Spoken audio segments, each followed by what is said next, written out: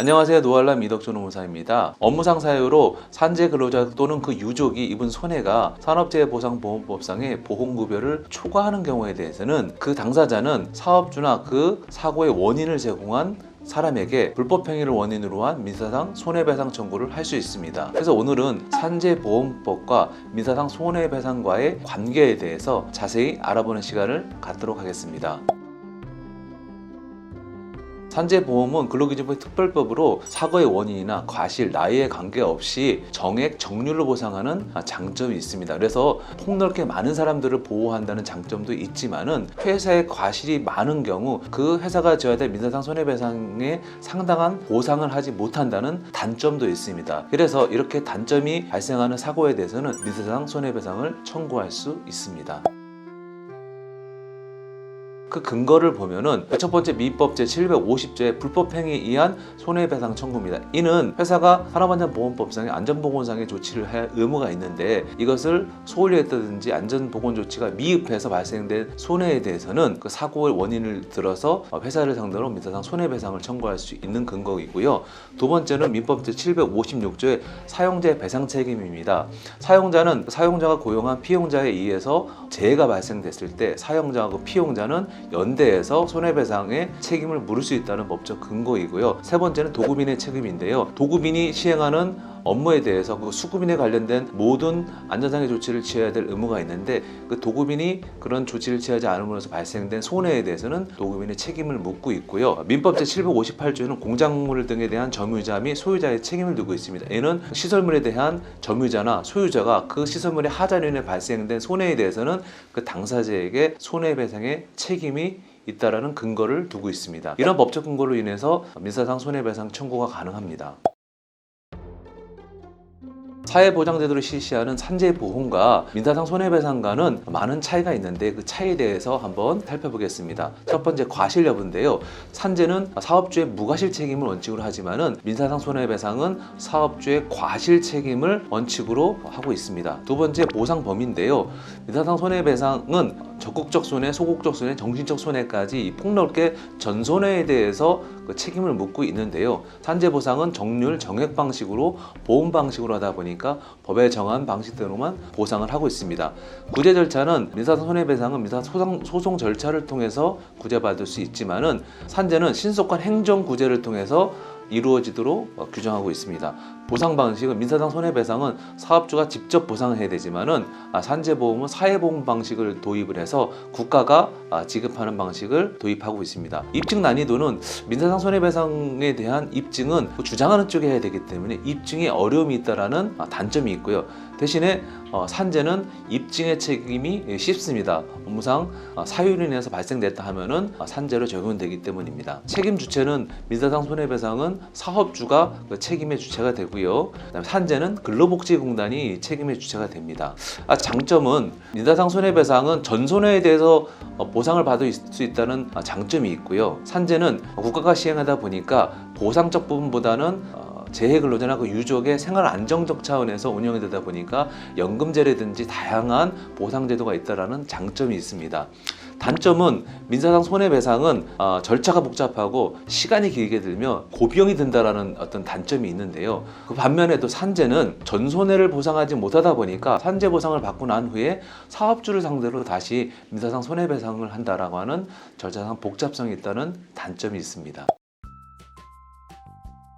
우리나라 대법원은 불법행위에 의한 손해에 대해서 침해 이익의 성격에 따라 현실로 발생한 적극적 손해와 소극적 손해, 정신적 위자료로 구분하는 손해 3분서를 채택하고 있습니다. 그래서 이 부분을 가지고 한번 말씀드리겠습니다. 적극적 손해라 하는 것은 산재로 인해서 치료받는 기간 동안에 발생된 전 손해를 의미합니다. 그러니까 치료비라든지 그다음에 개호비라든지 보조구의 구입에 관련된 비용인데요. 치료에 발생되는 재반적인 손해를 전체적으로 적극적 손해라 하고요. 소극적 손해는 업무상재로 인해서 치료받는 기간 동안 일을 하지 못해서 발생되는 경제적 손실을 의미하는 부분으로 일시수기라고 하고 거기에는 일시퇴직금도 이에 포함이 됩니다. 또한 위자료는 망인에 대한 정신적 위자료뿐만 아니라 친족에 해당되는 가족에 대한 정신적 위자료까지 모든 부분을 포함해서 산정하도록 규정하고 있습니다. 자, 그럼 실제로 발생된 사고와 관련된 샘플을 가지고 손해배상액을 한번 산정해 보도록 하겠습니다.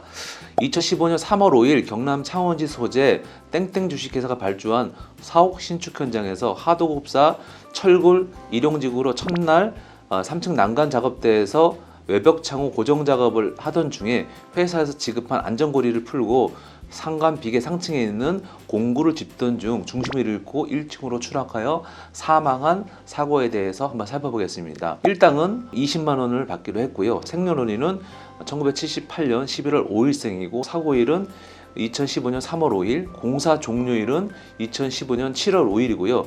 직종은 철골공, 가동연한은 이번 대법원 판결에 의해 가지고 65세까지 잡았고요. 근로자 과실률은 경험치에 의해서 40%를 기준으로 해서 한번 실제로 발생된 손해에 대해서 산정해 보도록 하겠습니다. 이 손해에서 적극적 손해를 보겠습니다.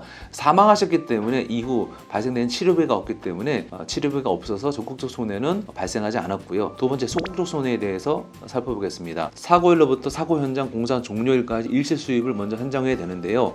일당에다가 월별 근로일수는 22일, 이거는 대법원에서 일용 근로자에 대한 월별 일수를 22일을 보기 때문에 22일을 받고요. 노동력 상실률은 사망이기 때문에 100%, 그리고 4개월치에 대한 호프만 지수를 곱하게 되면은 일시 수익금이 나오고요. 그 다음에는 공사기간 종료부터 노동력 가동 연한까지의 일시 수익을 산정하게 되는데요. 노동력 가능 연수를 65세로 잡았습니다. 그래서 이때는 철거공의 정부 노임 단가에다가 월별 근로일수 노동 상실률 곱한 다음에 공사 종료일로부터 65세 호프만 지수인 340개월에 대한 호프만 개수를 여기다 곱하게 되면은 일시 수익을 산정할 수 있습니다. 이렇게 총 산정된 금액에다가 과실상계를 해야 되는데요.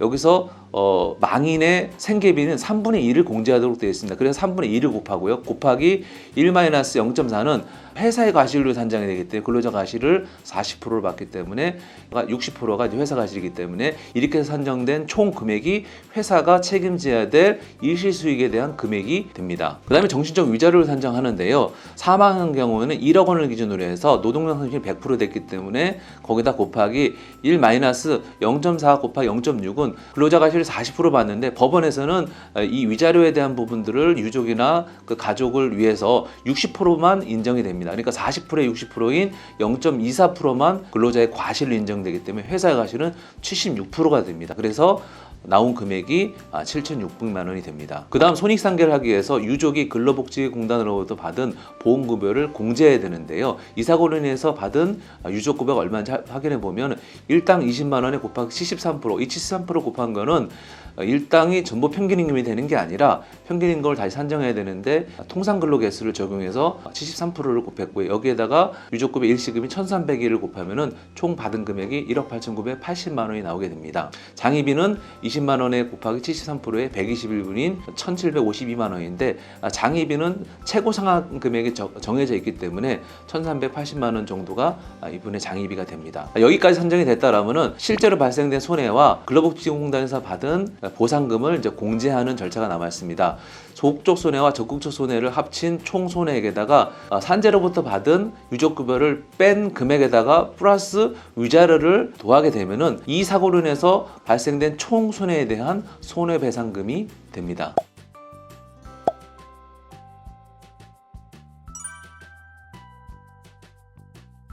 사실상 이 문제는 산재법상의 수호권자와 민법상의 상속권자의 충돌적인 문제입니다. 이 미망인은 중혼관계가 아니라 한다라면은 사실혼 관계인 부인도 우리 수급권에서는 부인을 인정하기 때문에 산재에서 나오는 보험급여의 전체를 이 사실혼 부인이 다 모든 권리를 갖고 있고요. 그렇다면 이 미망인은 회사를 상대로 손해배상을 할 수 있느냐? 제가 보기에는 산재에서 받은 금액 일시 수입을 초과할 수 있기 때문에 이분은 추가적으로 회사를 상대로 민사상 손해배상을 할 수 없는데, 그렇다면은 산재에서 아무런 혜택을 못 받았던 이 두 자녀는 회사를 상대로 민사상 손해배상을 할 수 있느냐가 관건인데요. 할 수 있다가 정답입니다. 왜냐하면은 이분들은 산재에서 아무런 금액을 못 받았기 때문에 이 사망으로 해서 발생된 경제적 손실에 대한 부분이나 위자료에 대한 부분을 회사를 상대로 별도로 손해배상을 청구할 수 있습니다. 여러분, 노알람의 노동법 이야기 어떠셨나요? 오늘은 산재보험과 민사상 손해배상의 관계에 대해서 알아보는 시간을 가졌습니다. 더 궁금한 사항이 있으신 분들은 유튜브에 댓글을 남겨주시거나 블로그에 들어오셔서 정보를 확인해 주시면 감사하겠습니다. 감사합니다.